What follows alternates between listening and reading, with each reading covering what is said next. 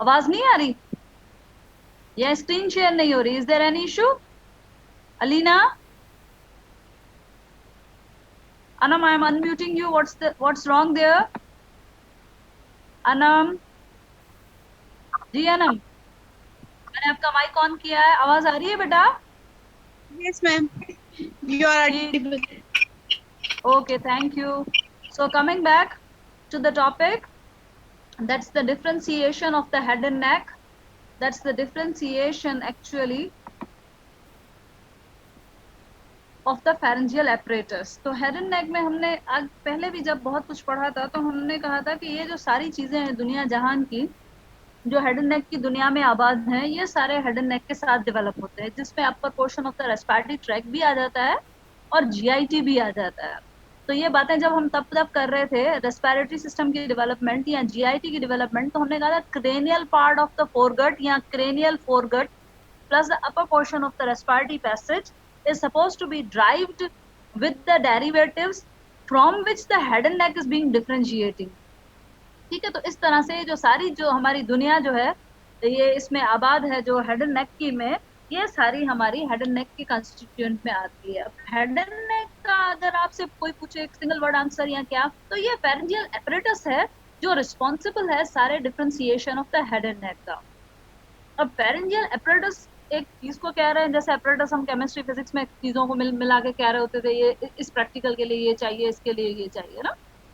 तो ये pharyngeal apparatus की जो ओरिजिन है, definitely connective tissue component, definitely mesoderm तो होगा ही होगा ना। तो पारेक्सियल मीजोडर्म जो सोमाइट्स दे रहा है वो मीजेनकाइम बनाएगा, डर्मोमायोटोम होगा, ठीक है ना उसका। और उसके अलावा जो है अपना आपका जो है लेटरल प्लेट मीजोडर्म होगा। इसके अलावा एक्टोडर्म जब हमने पढ़ा था तो eye and lens placode and optic placode, वो एक्टोडर्मल थिकनिंग्स थी, सरफेस पे थी, and ectoderm is giving the derivatives which are supposed to be manage with the external world. तो एक्टोडर्म जो है, एक्टोडर्मल प्लीकोड्स या एक्टोडर्म की भी कंट्रीब्यूशन है। यहाँ सबसे ज्यादा जो इम्पोर्टेंट चीज है, अगर ट्रिकी आंसर हो, अगर वन वर्ड आंसर खेलें, तो वो बाकी जो मीजेनकाइम है जहां पारेक्सियल मीजोडर्म नहीं पहुंचता, वो हमारा जो है वो न्यूरल क्रेस्ट ड्राइव्ड मीजेनकाइम। यहाँ चौथा कंपोनेंट जो कंट्रीब्यूट करता है डिफरेंशिएशन को और जिसका प्राइम रोल है वो है न्यूरल क्रेस्ट सेल्स। ये neural crest cells craniofacial skeleton में मेनली कंट्रीब्यूट करते हैं, ठीक है।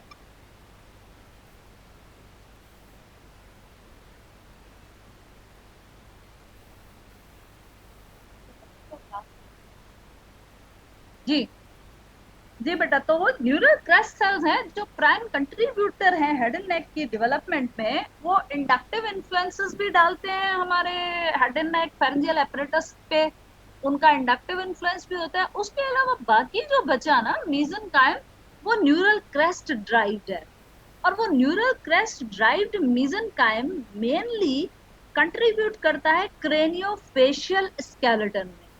तो जो है ना, आप कंसेप्टिव या आपका वर्ड क्लाउड बनेगा, हेड एंड नेक की डिफरेंशिएशन फेरेंजियल एपरेटस से होती है। ये तो बड़े हो गए हो, what all ever that is seen in the head and neck is supposed to be derived with the head and neck derivatives, ठीक है। It is supposed to be by the pharyngeal apparatus.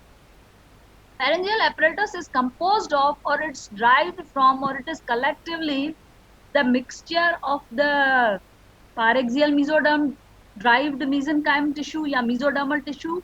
It's from the lateral plate mesoderm. It's from your ectodermal pellicodes. They are contributing. Moreover important, which one should not forget, is the neural crest cells. Neural crest cells, they are coming from the vicinity of the midbrain and the hindbrain. हमने neural fold देखी थी, हमने neural groove देखी थी, फिर neural fold बनी थी, फिर उसके न्यूरल फोल्ड जब मिलके जब वो न्यूरल कैनाल बना रही थी, तो उसके क्रेस्ट से, उसके साइड वॉल्स से कुछ सेल्स डिटैच होके भाग रहे थे। वो डिटैच सेल्स जो हैं वो न्यूरल क्रेस्ट सेल्स थे, ठीक है। वो neural crest cells mid brain और हाइंड ब्रेन रीजन से आकर फेरेंजियल आर्चेस जो बनती हैं उस पे उसको पेनिट्रेट करते हैं, उनका इंडक्टिव इन्फ्लुएंस होता है और वो करते हैं मीजेनकाइम को, और इस मीजेनकाइम से बनता है क्रेनियोफेशियल स्केलेटन। ठीक है, क्रेनियोफेशियल स्केलेटन क्या बनता है, कब बनता है, कैसे बनता है, आप रटा मार में खेलेंगे। Pharyngeal apparatus, neural crest cells which give origin to the craniofacial apparatus, ठीक है, स्केलेटन सॉरी। उसके अलावा फिर ये जो फेरेंजियल एपरेटस है, प्रीवियसली ये ब्रेंकियल एपरेटस कहलाता था, क्योंकि इसकी डिस्कवरी हुई थी फिशेस में, जो ब्रेकिया मींस गिल्स के साथ। लेकिन जब स्टडीज एडवांस हुई तो they had got through that in the humans there is nothing sort of the gills or anything like that na. So and these arches, they are seems to be in the vicinity of pharynx, so termed as pharyngeal apparatus in humans. तो कभी कभी ऐसा बेतुका सवाल भी पूछते हैं, अच्छा इसको pharyngeal arches को ब्रेंकियल आर्चेस भी कहते थे, तो क्यों कहते थे, कब कहते थे, क्या कहते थे, तो ये एवोल्यूशनरी साइंस है। अच्छी बात तो नहीं है पूछना, लेकिन पूछने वाले को रोक नहीं सकते आप। So this concept should be clear to all of you. उसके बाद हम आ जाते हैं कि हेड एंड नेक सारा जो बनता है वो फेरेंजियल एपरेटस से बनता है। तो इस फेरेंजियल एपरेटस में क्या क्या है, अच्छा इसके साथ लास्ट क्लास में भी थोड़ी सी डिस्ट्रैक्शन हो रही थी, तो हमने कितनों ने अटेंड किया, कितनों ने नहीं किया, still you are 245, reminder about 70-80 they are absent, which is not good. You are supposed to be gone through the internal evaluation, your automatic attendance is being there, so it will harm you here, ठीक है। So coming back to the pharyngeal apparatus, that is composed of mainly, हमने ये बात की थी, cranial part of the foregut, जिससे oral cavity, जिसमें slavery glands भी आ गया, रेस्पिरेटरी पोर्शन, रेस्पिरेटरी सिस्टम का भी क्रेनियल पोर्शन हेड एंड नेक के साथ ड्राइव होता है। दूसरा इंपॉर्टेंट इस जगह पर है फेरेंजियल एपरेटस, ठीक है, ये सारे हेड एंड नेक के साथ डेवलप होते हैं, या हेड एंड नेक का इन चीजों से लेना देना है, ठीक है। अब पहला इसका मेन जो प्राइम कंपोनेंट है वो है pharyngeal arches. The pharyngeal arches, they are seen in the vicinity of pharynx. See, in the vicinity of the pharynx they are seen. The neural crest cells, they are coming from the midbrain and the hindbrain region, जिसको रोमेनसेफेलॉन भी हम कह रहे थे। और क्योंकि ये pharynx की vicinity में होते हैं, इसलिए ये pharyngeal arches कहलाते हैं। और ये pharyngeal arches surface पे by week 4 of the embryo they are definitely being visible। इससे पहले हम ये करते हैं फेरेंजियल एपरेटस, ये फेरिंक्स की विसिनिटी में है, ये लैरिंजियल ऑरिफिस है, ठीक है, ये आपको हमने रेस्पिरेटरी सिस्टम के साथ भी पढ़ाया था, आपको याद होगा। अब ये सारी दुनिया जो है ये फेरिंक्स की विसिनिटी में है, इसलिए इसको आप फेरेंजियल एपरेटस कहते हैं। इस एपरेटस की मेन चीज है बार ऑफ मीजेनकाइम, जिससे आप कहते हैं फेरेंजियल आर्चेस, ठीक है, फेरेंजियल आर्चेस जरूरी कंप्यूटर लिखो, ठीक है, इसको आप कहते हैं फेरेंजियल आर्चेस, सही है। Pharyngeal arches, they are separated from one another by the pharyngeal clefts on outside, जो एक्टोडर्मल लाइन होगा, and inside it is showing the out pocketing called as the pharyngeal pouches, and they both are separated over here by a membrane called as the pharyngeal membrane. तो इस तरह से pharyngeal apparatus के 4 components हुए। The major component is the pharyngeal arch, आर्ची होती है bar of the mesenchyme, bar of the mesenchyme. देखो मीजेनकाइम के बगैर एग्जिस्टेंस पॉसिबल नहीं है, सेकंड ईयर का स्टूडेंट ये नहीं बोले तो इट्स अ सिन, ठीक है। तो मीजेनकाइमल कंडेंसेशन जो है वो in the form of the long arches, so it is termed as the pharyngeal arches. Each arch is separated by outside is the structure called as the pharyngeal cleft, and on inside in the lateral wall of the pharynx it is showing the outpocketings called as the pharyngeal pouch, ठीक है, and they both are separated by a membrane called as the pharyngeal membrane, ठीक है। इस तरह से ये 4 pharyngeal arches के component हुए। अब हम आ जाते हैं फेरेंजियल आर्च की कहानी पर, कि हर आर्च जो है फेरेंजियल एपरेटस का प्राइम कंट्रीब्यूटर है pharyngeal arch. Individually we are going to discuss the component or the formation of each arch, pouch and cleft and their derivatives, and important moreover you have to remember is their ultimate fate, आखिर को उनका होगा क्या, उनकी तकदीर में क्या लिखा गया है, ठीक है जी। तो अब हम आ जाते हैं फेरेंजियल आर्चेस पर। तो हमने क्या पढ़ा है, हमने कहा हेड एंड नेक की डिफरेंशिएशन जो होती है मेनली फेरेंजियल एपरेटस से होती है, फेरेंजियल एपरेटस में मीजोडर्म के अलावा जो है न्यूरल क्रेस्ट सेल्स का बड़ा वाइटल रोल है, जो मीजनकाइम देते हैं या मीजोडर्म देते हैं। जहां सोमाइट्स नहीं देते ना मीजोडर्म, वहां पे जो है ना ये न्यूरल क्रेस्ट सेल्स मीजोडर्म देते हैं या मीजनकाइम देते हैं, जब तक उस पे मीजोडर्म का ठप्पा लगे। और मीजोडर्म ये जो है ये मेनली क्रेनियोफेशियल स्केलेटन बनाता है हेड एंड नेक का। हेड एंड नेक की डर्मिस भी न्यूरल क्रेस्ट से आती है। अगर न्यूरल क्रेस्ट के 14 डेरिवेटिव्स याद नहीं है तो वंस अगेन रटा मार। ठीक है, अब वापस आ जाइए फेरेंजियल आर्चेस पे। अच्छा, उसके बाद pharyngeal apparatus, sorry, pharyngeal apparatus के 4 कंपोनेंट्स है, arches, pouches, clefts and the membrane. ठीक है, अब हम करते हैं आर्चेस की बात, जो बहुत बड़ी है और जिनकी दुनिया थोड़ी ज्यादा फैली हुई है। अब ये कर्व्ड आर्चेस हैं, फेरिंग्स की विसिनिटी में है, इसलिए फेरेंजियल है। ये 6 इन नंबर है। इन अ क्रेनियोकॉर्डल सीक्वेंस दे आर अपीयरिंग, पहली, फिर दूसरी, फिर तीसरी, फिर चौथी, फिर पांचवी, फिर 6th वन। अब क्या होगा, इन 6 आर्चेस में से 5वीं तो रुडिमेंट्री है, कोई डेरिवेटिव नहीं देगी, जिंदगी आसान। अब 6 वाली इतनी बड़ी नहीं है कि सरफेस पे नजर आए। पहली वाली 4 इतनी बड़ी हैं, from 1 to 4 they are visible on the surface of a 8-week old embryo। ठीक है, in a craniocaudal sequence they are appearing, from 1 to 6 they are being there, 5th is never formed, either not formed or either rudimentary, giving not no any derivative। ठीक है, उसके बाद जो remaining arches हैं, they each arch is having the mesodermal core lined inside by endoderm, lined outside by the ectoderm। ठीक है, अंदर जाहिरी बात है एंडोडर्म होगा, बाहर जाहिरी बात है जो है अपना वो एक्टोडर्म होगा। ठीक है, हर आर्च का मीजन कायम लेटरल प्लेट मीजोडर्म से आया है, इसके अलावा न्यूरल क्रेस्ट सेल्स से आया है। ठीक है, न्यूरल क्रेस्ट सेल्स जब आर्चेस में जाते हैं तो आर्चेस की डिफरेंशिएशन शुरू होती है, and these arches being visible on the surface of the embryo। mesenchyme is the connective tissue of the embryo which has the potential to form any of the tissue। ठीक है, और इस तरह से ये ectomesenchyme बनता है जो मीजोडर्म बनाता है आपके हेड एंड नेक रीजन का। ठीक है, यहाँ तक ठीक है। तो हर आर्च मीजोडर्मल बार है, mesenchymal कोर है, lined outside by ectoderm, lined inside by the mesoderm, sorry endoderm. ठीक है, फिर अब हर आर्च का अपना एक कंपोनेंट होगा, अपना एक क्या, एक स्केलेटल कंपोनेंट होगा हर आर्च का। ठीक है, हर आर्च का एक मस्क्यूलर कंपोनेंट होगा और उसकी पक्का पक्का जाती नर्व होगी जो उसके म्यूकोजा को और उसके मसल्स को जो इस आर्च से ड्राइव हो रहे हैं उनको सप्लाई करेगी। ठीक है जी, 5, 7, 9, 10 4 आर्चेस की, 5, 7, 9, 10 6 आर्चेस हैं, 5वीं एक रुडिमेंट्री हो गई, यानी कि 5 आर्चेस हो गई। अब उसमें से 4 उनको 4 क्रेनियल नर्व सप्लाई करेंगी, 4 और 6 को वेगस अकेली ही करती है। तो 5 आर्चेस, पहले 6 थी, 5th रुडिमेंट्री है, अब 5 आर्चेस हैं लेकिन नर्व्स 4 हैं। ठीक है, नर्व्स 4 कैसे हैं कि जो 4th और 6th आर्च है, they are supplied by the laryngeal branches of the vagus nerve। ठीक है, एक की रिकरेंट laryngeal, एक की इंटरनल laryngeal, माने तो बोले तो वेगस। ठीक है, अब टिपिकल आर्च का, हर आर्च का क्या कंपोनेंट होगा, एक स्केलेटल कंपोनेंट होगा। ठीक है, उसके ऊपर मसल लगा होगा, जाहिरी बात है वो जब मसल लगा है तो उसकी नर्व सप्लाई भी होगी। ठीक है, तो हर आर्च के ये 3 पक्के कंपोनेंट्स तो हमने रटने होंगे हेड एंड नेक के साथ।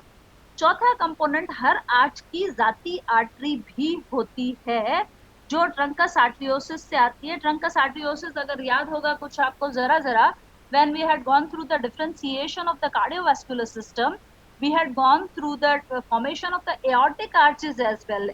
have you remembered some of them?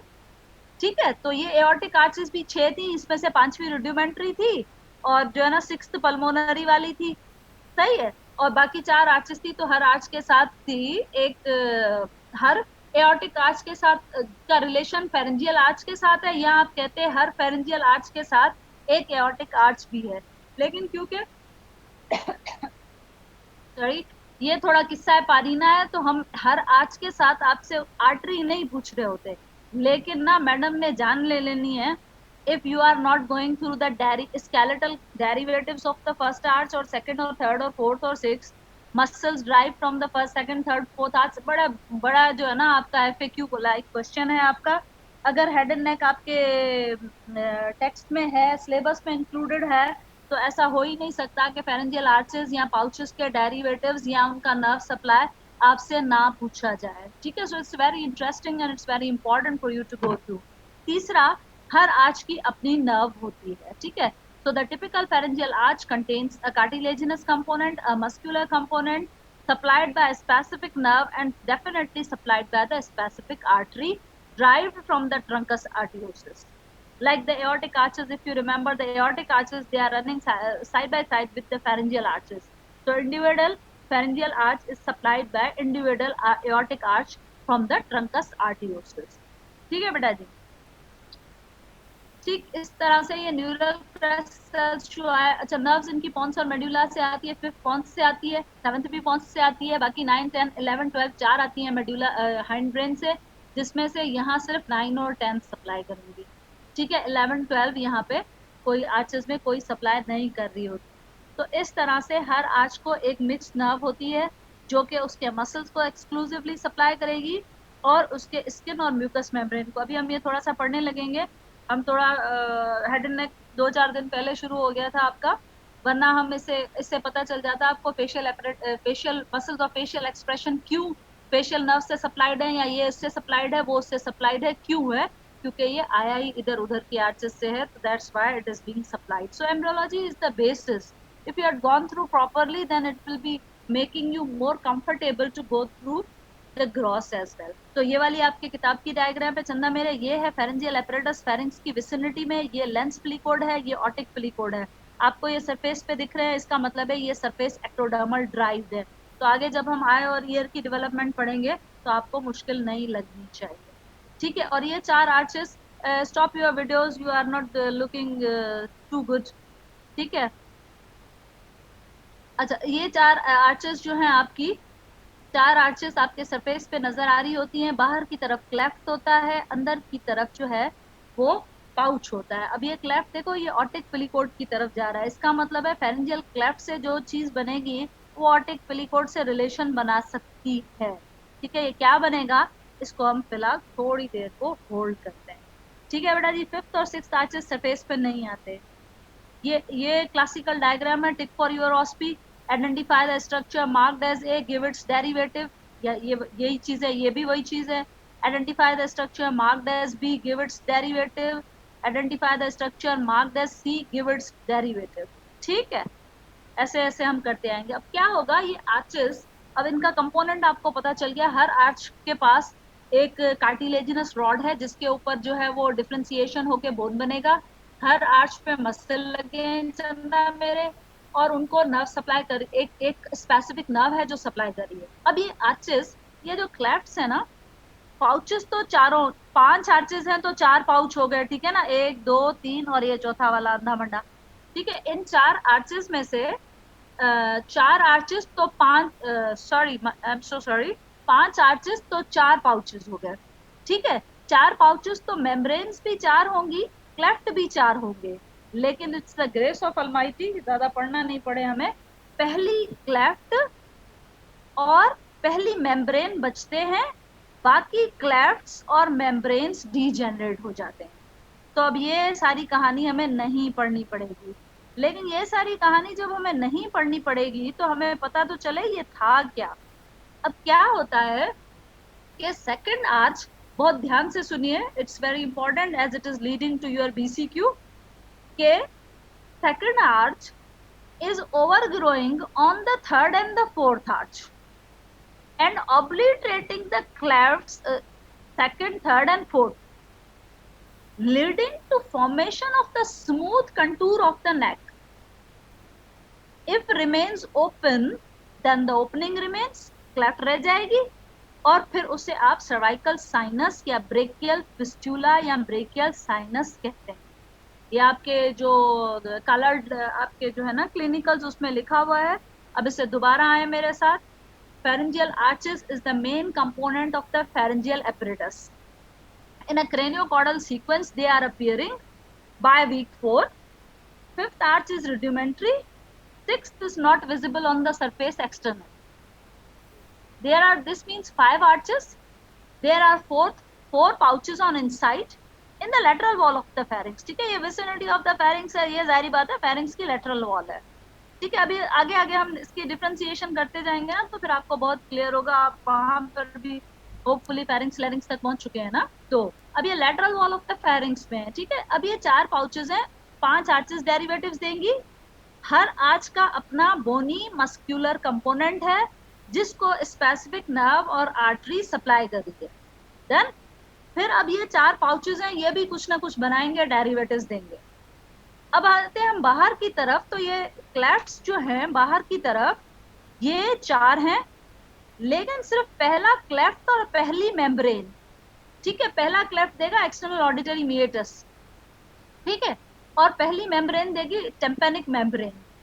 उसके बाद नीचे second, third and fourth cleft second arch की overgrowth on the third and fourth arch की वजह से बंद हो जाते हैं, ऑब्लिटरेट हो जाते हैं, और फिर हमारी इतनी अच्छी सुराईदार गर्दन बन जाती है, ठीक है। अगर ऐसा नहीं होगा तो ओपनिंग रह जाएगी, ओपनिंग रह जाएगी, अंदर कम्युनिकेट करेगी, अगर बाहर बाहर है तो फिर ब्रेकियल साइनस, अगर फेरिंग्स में अंदर कम्युनिकेट करेगी तो फिर ब्रेकियल फिस्टुला, ठीक है। तो ये क्लिनिकल लगे हाथ हमने ultimate fact of the pharyngeal arches के साथ कर लिया, ठीक है। हर आर्च नॉर्मली डेरिवेटिव्स देंगी, हर आर्च नॉर्मली इतनी ग्रो करेगी कि बाकियात क्लेफ्ट्स का निशान मिटा देगी और हमारी स्मूथ नेक बन जाएगी। वरना नेक में ऊपर तो कान बना है, और कौन सी ओपनिंग बना है नेक में, ठीक है ना, ऊपर वाले ने जो हमें तराशा है तो उसमें कान के अलावा लेटरल साइड पे कोई ओपनिंग की जगह नहीं है, तो they are suppose to be concealed by the overgrowth of the second arch over the third and the fourth.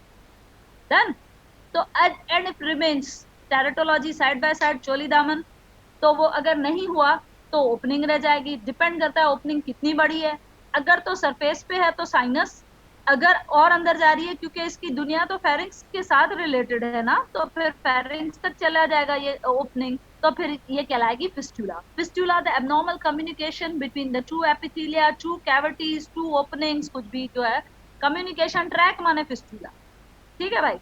तो इस तरह से ये फेरेंजियल आर्चेस की कहानी हो गई। अब हम इंडिविजुअल आर्च के डेरिवेटिव्स पे आते हैं। तो हर आर्च जो है वो इंडिविजुअल पहले स्केलेटल कंपोनेंट देगी, उसके बाद जाहिर बात है उसका मस्कुलर कंपोनेंट होगा, नर्व सप्लाई हमें एक ही याद करनी पड़ेगी कि वो यहाँ से आई है कि वहां से आई है, ठीक है। तो फर्स्ट आर्च जो है उसको मैंडिबुलर आर्च भी कहते हैं, ठीक है। अब मैंडिबुलर आर्च से ही पता लग रहा है कि ये मैंडिबल बनाएगी कुछ ना कुछ इसका, ठीक है। और फर्स्ट आर्च की नर्व है mandibular division of the trigeminal nerve, mandibular division of the trigeminal nerve. कभी जिंदगी इतनी आसान होती है, इसका टेबल जो बना हुआ लैंगमैन में, you have to go through that and go through that twice daily, ठीक है, फ्रॉम माय साइड। तो आ जाते हैं फर्स्ट आर्च का, पहले जाहिर बात है कार्टिलेजिनस कंपोनेंट होगा, न्यूरल क्रेस्ट ड्राइव्ड है।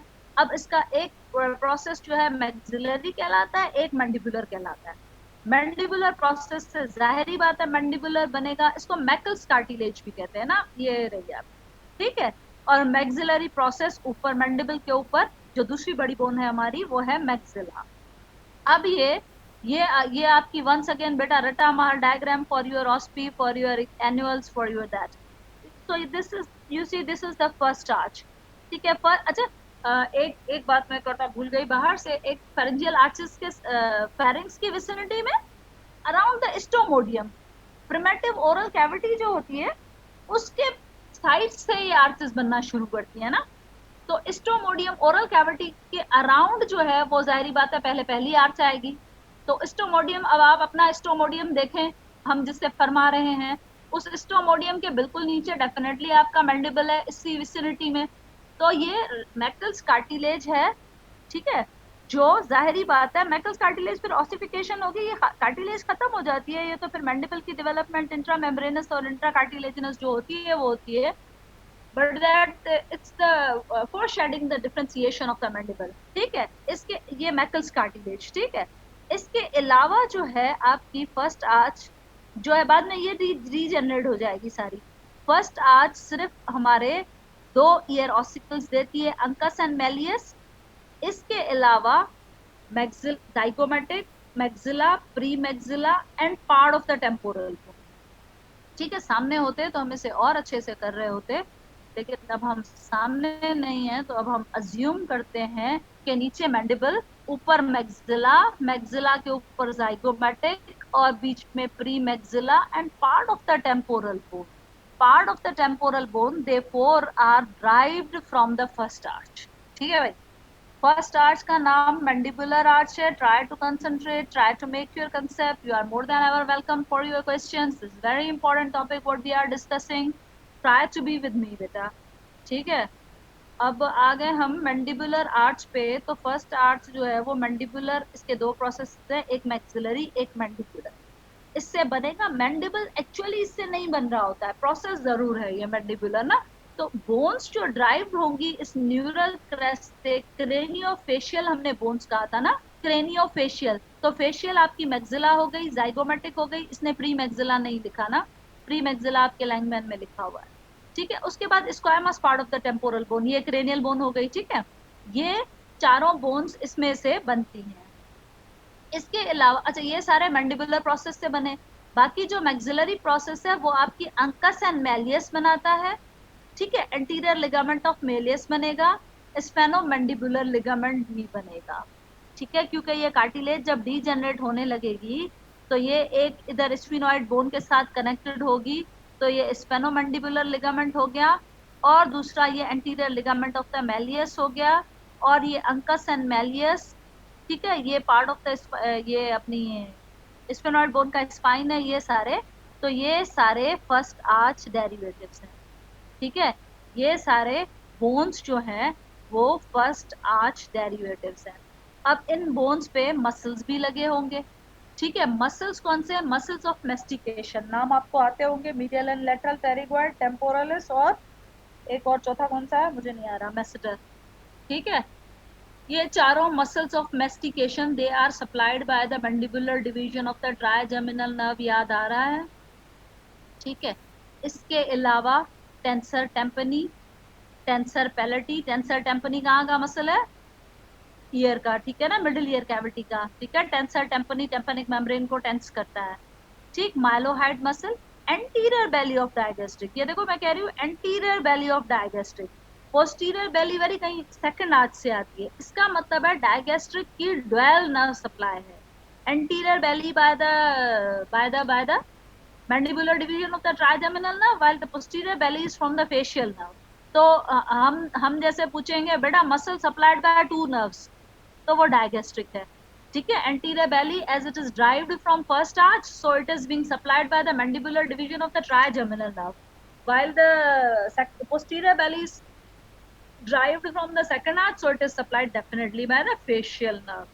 तो पता लग रही है कुछ कुछ चीजें। तो फेरेंजियल एपरेटस से निकली फेरेंजियल मेन थी फेरेंजियल आर्चेस। अब फेरेंजियल आर्चेस क्रेनियोफेशियल स्केलेटन बनाती हैं। ठीक है, क्रेनियोफेशियल स्केलेटन के अलावा मसल भी और डर्मिस भी। ठीक है, अब फर्स्ट आर्च जो है वो ओरल कैविटी है, देखो स्ट्रोमोडियम के रिलेशन में है। ठीक है, ओरल कैविटी जो प्रिमिटिव हमारा ओरल कैविटी होता है उसकी विसिनिटी से पहली, दूसरी, तीसरी, चौथी आर्चेस बनना शुरू होती है। तो पहली जो है वो देखो जो है वो कुछ रेजिस्टेंट चीज हो ना तो वो कार्टिलेज ही होगी, जारी बात है। जिसके ऊपर मॉडिफाई होके बोन बनेगी, ऑसिफाई होके बोन बनेगी। ठीक है, तो पहले बनाएंगे बोन्स, तो फिर बोन्स के ऊपर मसल ला दे जाएंगे, और फिर इनको चलाने के लिए जारी बात है नर्व और आर्टरी चाहिए।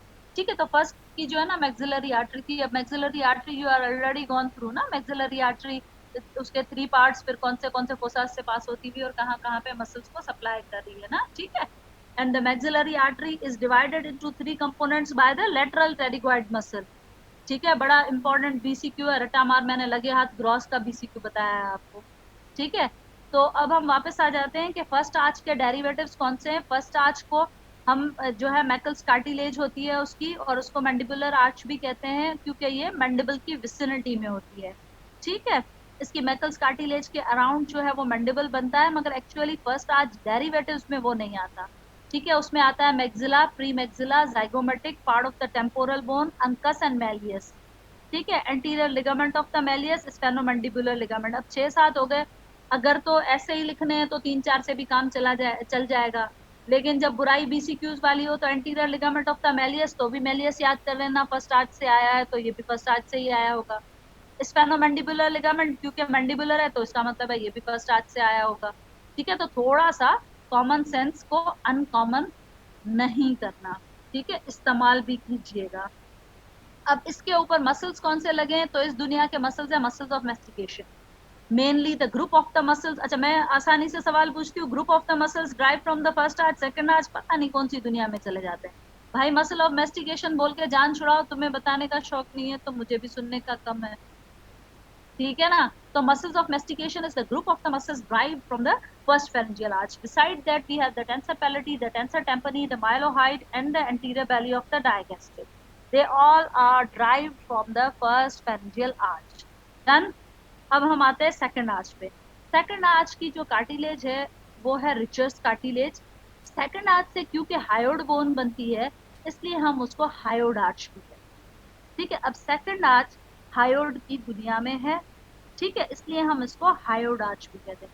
अब हायोड बोन हमने पढ़ी नहीं होगी, ये बोन एक्सियल स्केलेटन का कंपोनेंट है। एक्सियल स्केलेटन में हमारा क्या आता है, एक आता है हेड आता है, माने स्कल आती है, दूसरे हमारे वर्टिब्रीज आते हैं, तीसरा हमारा स्टर्नम एंड रिब्स आते हैं, चौथा क्या आता है, वो आती है हायोड बोन, ठीक है। ये मिड लाइन में, ये जो लैरिंजियल कार्टिलेज के ऊपर है, जो गला दबाओ तो जो टूटती है, थ्रोटलिंग में अक्सर नहीं टूटती मगर टूट सकती है। हायोड बोन की एक बॉडी होती है और उसके ना दो कॉर्नूस बने होते हैं, दो कान निकले होते हैं, दो होते लेसर कॉर्नू, दो होते ग्रेटर कॉर्नू।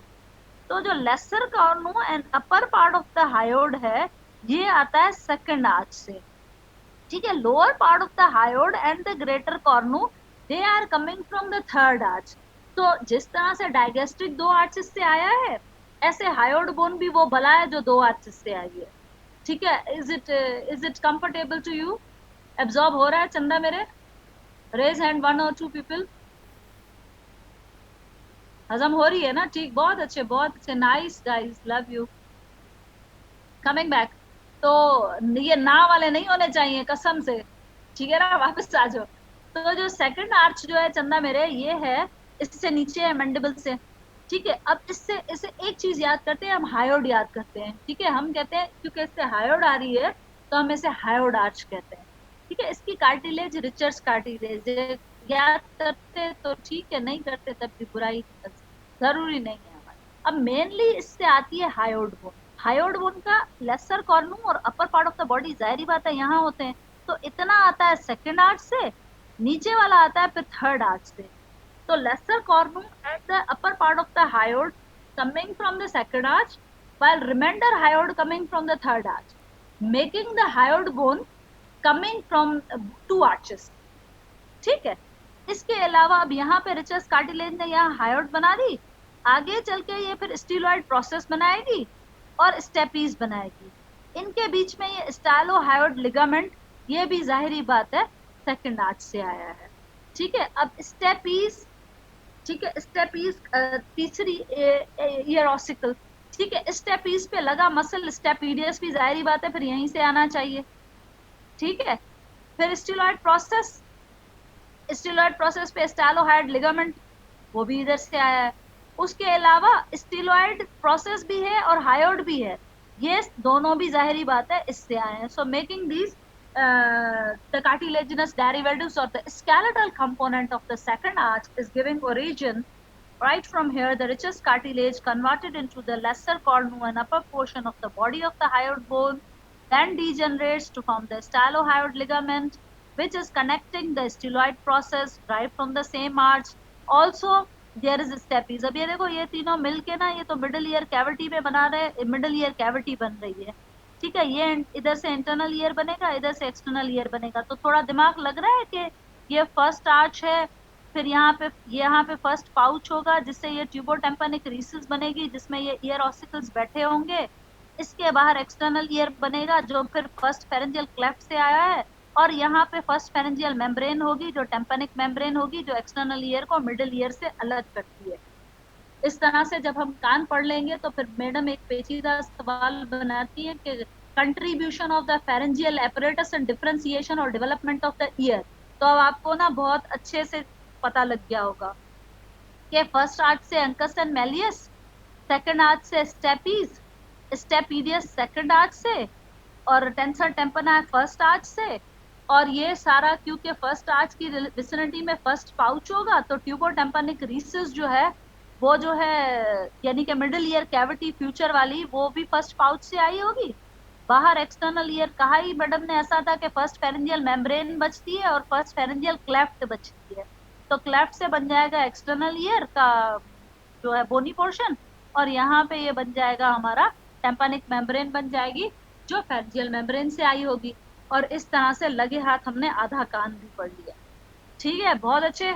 अब group of the muscles derived from the second arch is the muscle of facial expression. ठीक है, muscle of the facial expression. इसके अलावा फेस में प्लेटिज्मा बचता है जो आपके नेक का मसल है। अच्छा, इसको शेविंग मसल भी कहते हैं ना, ये एक ट्रिकी सवाल है, एक बीसीक्यू है, थोड़ा सा दिमाग की किसी कोने में फिट करना। ठीक है, स्टाइलोहेड मसल से आया, स्टेपीडियस आया, posterior belly of the digastric. Stapedius पे मैं जोर दूंगी क्योंकि स्टेपीडियस इज डैम्पन्स द वॉइस। ठीक है, स्टेपीडियस अगर फेशियल नर्व डैमेज होगा तो स्टेपीडियस जो है ना वो आपको सुई की आवाज भी बम धमाका सुनाई देगी। ठीक है, तो stapedius is attached with the stapes, they both are second arch derivatives, so they are supposed to be, stapedius is supposed to be supply the facial nerve। तो फेशियल नर्व पे हम जब फेशियल नर्व एग्जामिन कर रहे होते हैं तो सिर्फ फेशियल एक्सप्रेशन नहीं देखने, हमने उससे पूछना है भाई सुनाई कैसा देता है। अगर ज्यादा सुनाई देता है hyperacusis, this means there is a damage to the facial nerve. इसके अलावा फेशियल नर्व टेस्ट फाइबर्स भी सप्लाई कर रही होती है, तो फेशियल नर्व सिर्फ फेशियल एक्सप्रेशंस को चेक नहीं करना हमने, वहां पे अच्छी मार्क्स के लिए आपने टेस्ट एंड हाइपर एक्वेसिस भी चेक करना है। ठीक है, थोड़ी बड़ी बात हो गई, इसको फिर क्रेनियल नर्व्स के खाते में भी डाल के रखते हैं। बाकी फिर पोस्टीरियर बेली ऑफ डायगेस्ट्रिक पे जैसा कि हम पहले ही बात कर चुके हैं कि पोस्टीरियर बेली ऑफ डायगेस्ट्रिक अकेली क्यों बोल रहा है, पोस्टीरियर बेली है तो फिर एंटीरियर बेली भी होगी, तो एंटीरियर बेली फर्स्ट आर्च से, पोस्टीरियर बेली सेकंड आर्च से, and they both are making the digastric the muscle of dual origin, so supplied by the two nerves there, that's the mandibular and the facial nerve। ठीक है, artery यहाँ पे carotid artery की टेम्पनिक branch है। ठीक है, इसके लिए और स्टेपिडियल आर्टरी है इसके लिए हम इतना स्ट्रेस नहीं लेते। ठीक है, यहाँ तक ठीक है। Coming to the third arch, third arch बड़ी प्यारी है, सिर्फ रिमाइंडर हायोड बनाएगी, greater cornu and the lower portion of the hyoid. ठीक है, स्टाइलोफेरेंजियस इकलौता मसल थर्ड आर्च से आता है और इकलौती नर्व ग्लासोफेरेंजियल स्कीन है। ठीक है बेटा, शट ऑफ योर वीडियोस। ठीक है, glossopharyngeal nerve. So third arch जो है बड़ी बेचारी मासूम सी है, इससे lower portion of the hyoid and greater cornu बनते हैं और इन एक मसल बनता है स्टाइलोफेरेंजियस। ठीक है, और इसकी नर्व जो है वो ग्लासोफेरेंजियल। ठीक है, अब आ जाते हैं हम फोर्थ आर्च पे। अब फोर्थ और सिक्स्थ आर्च यूजुअली लड़ते नहीं है, हम कहते हैं ठीक है बोलते जाओ। फोर्थ और सिक्स्थ आर्च दोनों मिलके तो मसल्स ऑफ लैरिंग्स एंड फेरिंग्स बनाते हैं। अब यहाँ पते की बात, लैरिंग्स पढ़कर आए हो, मुझे आपको मुझे बताना चाहिए कि मैडम सिर्फ क्रिकोथायरॉइड जो है लैरिंजियल मसल ये आया है फोर्थ आर्च से, इसलिए इसकी नर्व है सुपीरियर लैरिंजियल। बाकी सारे intrinsic muscles of the larynx वो आए हैं सिक्स्थ आर्च से, इसलिए इन सब की नर्व है रिकरेंट लैरिंजियल। हमने लैरिंग्स का रटा मारा था, all are supplied by recurrent laryngeal except cricothyroid. Cricothyroid हमने इसलिए कहा था क्योंकि क्रिकोथायरॉइड जो है वो फोर्थ आर्च से आता है और इसकी नर्व है सुपीरियर लैरिंजियल। ठीक है, इसके अलावा कंस्ट्रिक्टर ऑफ द फेरिंग्स, इसके अलावा टेंसर पैलेटी के अलावा पैलेट, सॉफ्ट पैलेट के मसल, ये सारे फोर्थ सिक्स्थ आर्च से आते हैं। ठीक है, सारी कार्टिलेजेस लैरिंग्स की 6 कार्टिलेजेस हैं, हैव यू गॉन थ्रू? 6 नहीं, वैसे 9, वैसे 6, 3 पेयर्ड 3 अनपेयर्ड। ठीक है, सारी कार्टिलेजेस लैरिंग्स की एक्सेप्ट एपिग्लॉटिस से। ठीक है, एपिग्लॉटिस टंग के साथ हाइपोब्रेकियल एमिनेंस से आता है, इसको हम टंग के साथ डिस्कस करेंगे। Except epiglottis all the reminder 5 cartilages, 2 unpaired 3 paired, they all are coming from the sixth arch. ठीक है, इसकी नर्व सप्लाई क्लियर हो गई, superior laryngeal nerve and the recurrent laryngeal nerve. ठीक है, अब इसको दोबारा से थोड़ा सा देखते हैं, फिर इसके 2-3 क्लिनिकल्स करते हैं, then we have some discussion about the test and then. अब ये मैकल्स कार्टिलेज, ठीक है, ऐसे किताबें आपकी लिखती हैं बड़ा घुमा फिरा के, फिर वो सारा दिमाग की दही कर दो कि डोर्सल पोर्शन होता है, फिर वेंट्रल पोर्शन होता है, फिर ये डीजेनरेट होता है, फिर ये मैकल्स कार्टिलेज। लोग पूछ लेते हैं फर्स्ट आर्च की कार्टिलेज क्या है, तो वो मैकल्स है। ठीक है, डेरिवेटिव्स आपने ऐसे डिस्कस करते जाने। मिडिल पार्ट से फिर आपका anterior ligament of the malleus and sphenomandibular बनते हैं, सॉरी सेकंड, और डोर्सल पोर्शन से आपके अंकस और मैलियस बनती है। तो ये फर्स्ट आर्च के डेरिवेटिव्स हैं। ठीक है, सेकंड आर्च से आपका lesser cornu and upper portion of the body of the hyoid bone, उसके बाद स्टेरॉयड प्रोसेस, उसके बाद स्टेपनीज बनता है। थर्ड आर्च से आपका lower portion of the hyoid and the greater cornu बनेगा। फोर्थ और सिक्स्थ से मिला के आपकी सारी लेरेंजियल कार्टिलेजेस एक्सेप्ट एपिग्लॉटिस बनेगी। ठीक है, आप लेरेंजियल कार्टिलेज बोलते हैं एक्सेप्ट एपिग्लॉटिस, जितने पॉलिश नहीं हुए तो बच्चा है छोड़ दो। ठीक है, ऐसा third arch, fourth and six. अब आ जाते हैं हम इसकी क्लिनिकल्स पे। आर्चेस, अच्छा एक एक बात उस दिन हमने बहुत अच्छे से की थी कि न्यूरल क्रस्ट सेल्स जो है वो प्राइम इंड्यूसर एंड कंट्रीब्यूटर हैं क्रेनियोफेशियल डिफरेंशिएशन। लेकिन ये और जगहों पर भी बड़े इंपॉर्टेंट बला है ना। और जगह पे कहाँ इंपॉर्टेंट बला है, ये बला है कोलोट्रंकल कुशन्स ऑफ द हार्ट। ठीक है, वहां पे ये बनाते हैं सेप्टास। ये सेप्टास नहीं बनाएंगे तो जो है transposition of the great vessels और पैलेट्स टेट्रालॉजी और ऐसी अला बला हो सकती है ना। तो जब न्यूरल क्रस्ट सेल्स को कोई चमाट मारे, टेराडोजेनिक इंसल्ट हो, तो क्रेनियोफेशियल तो हमें जाहिरी दिखेंगे ना, क्लेफ्ट्स और डिफॉर्म्ड जो है फेस। लेकिन कार्डियक डिफेक्ट्स जब तक until they are ruled out और investigated they are not visible. या तो बेबी सिम्टोमेटिक प्रेजेंट करे, या फिर जब आप क्रेनियोफेशियल जो है वो खाना खराब देखें तो आप कार्डियक एनोमलीज जरूर रूल आउट कीजिए। ठीक है, क्योंकि ये वो वेंट्रिकुलर सेप्टम भी तो बनाती है ना ऊपर से नीचे तक। तो VSDs which is the most common cardiac anomaly that is seen in the especially in the preterm infants or the infants born to the family history or with the previous history of the congenital malformations ना। थोड़ा सा इस बात को समझ रहे हो ना कि क्रेनियोफेशियल डिफॉर्मिटीज के साथ कार्डियोवेस्कुलर डिफॉर्मिटीज हो सकती हैं। होती इसलिए हैं कि न्यूरल क्रस्ट सेल्स जो है वो कॉमन इन्वॉल्व सेल है। ठीक है, क्रेनियोफेशियल आपको दिख रहा होता है, वो आपको नोटिस करा रहा होता है, it's going to alarm you that rule out the cardiovascular underline cardiovascular anomalies as well. ठीक है, थोड़ी बड़ी बात है आपकी लेवल से, लेकिन पढ़ जाएंगे तो मुझे बहुत खुशी।